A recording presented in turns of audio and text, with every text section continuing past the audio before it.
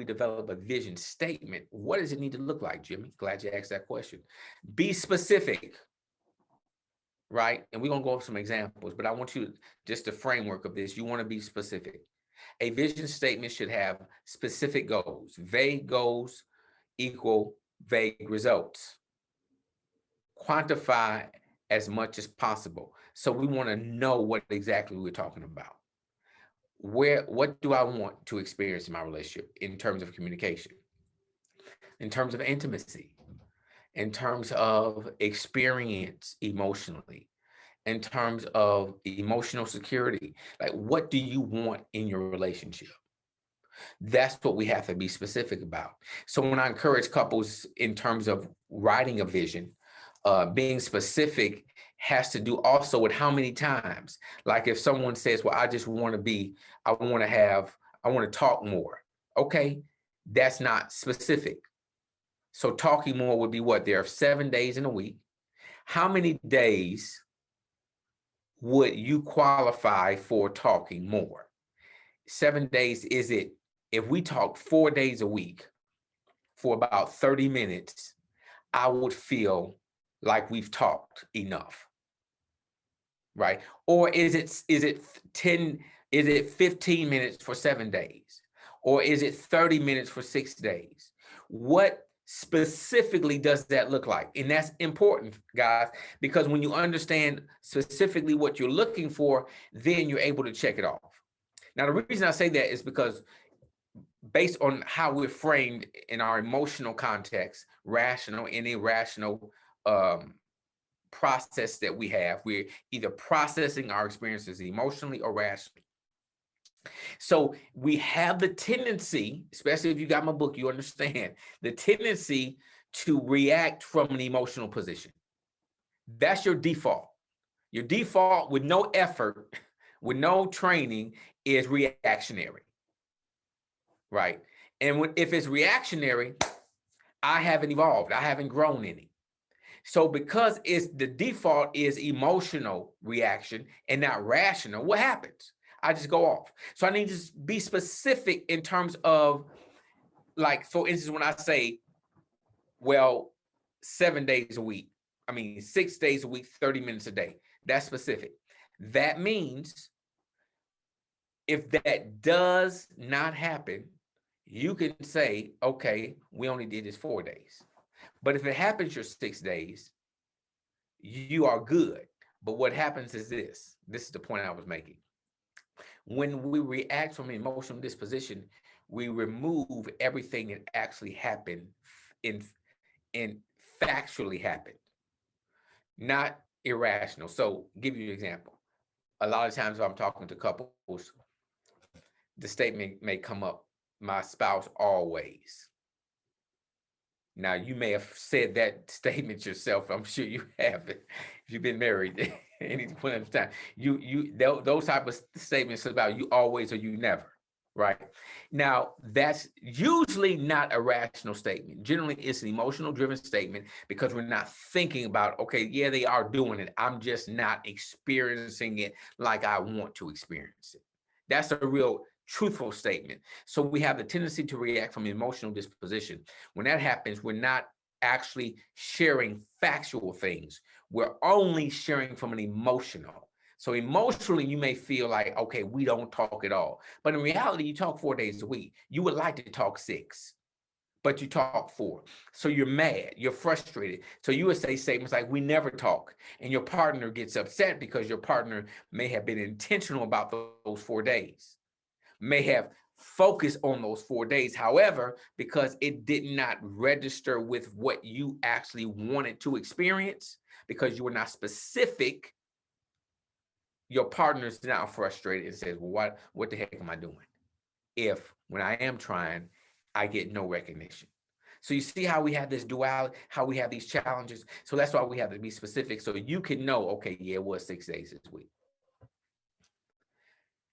but I didn't feel A, B, and C. So now we can narrow this down. What it is what your emotional gap is, what you're missing. So specific is important, okay? Be positive. Very important part of this to-go statement. vision statement, I should say. Be positive. A goal is something that you want to have, not something you don't want. Focus on the positive, right? Life is about perspective. Your relationship, honestly, is perspective. How you view your partner has to do with your experiences. Fact. So if it has to do with my experiences, then I really need to understand that my mental perspective is everything, how I view the situation. So when I'm talking about vision statements, it's all about the positive.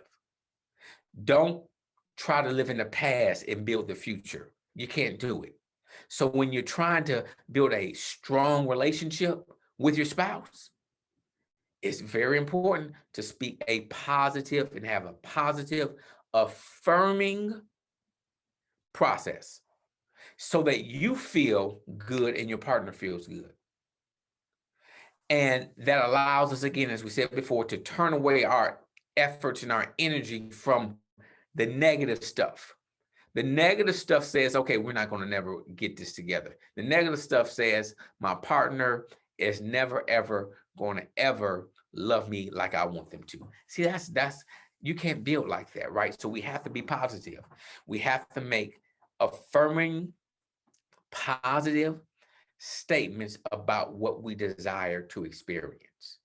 This is a very important part because the positive energy looking forward, when I say energy, I'm talking about your effort, what you're putting into your relationship. Looking forward, guys, it causes you to have a better outlook, right? It impacts, again, that prefrontal cortex, where all those decisions are at, where all that perception is at. And now the outlook looks better because simply mentally, I'm more alert. I'm more aware. I can see more clearly what's happening simply because I took something that was negative, focus and affirming positive confession and vision about what's going forward. That allows me to be stronger and for my partner to be stronger. Third thing, write your statement in the inside of their journal and meditate on it. This impacts your subconscious. Now, we talked about the gratitude journals. Thankfully, I love that part of it. If you guys have been writing the gratitude journals, you know exactly what I'm talking about because it has a huge positive impact on your perception. You rarely are conscious of what it is your spouse is doing. And there's nothing like being overwhelmed with gratitude for the person you have committed your life to. There's nothing more fulfilling. I mean, seriously, it is the most wonderful thing to be conscious, to actually be aware of what it is your spouse or your partner is doing. And that awareness allows you to communicate verbally and non-verbally in an affirming, positive way, simply because you've taken a very practical process in, say it, by writing down what it is your spouse or your partner's done. So keep that up. Talking about your fear in a safety and structure of communication closes the exits of avoidance. That's why we share it. So when partner A shared with partner B, that's probably the reason why I bring it home. I'm believing that's what it is because a lot of times it's subconscious. So you start with thinking about, okay, what do I do that I avoid my partner? Do I do anything that avoids them? Okay, what activities are they? That's what we communicate. I take the long ride home because I get in traffic because I feel if I come home, we're going to get in an argument, or I feel you're going to attack me, or I feel you're going to say something negative that I didn't do.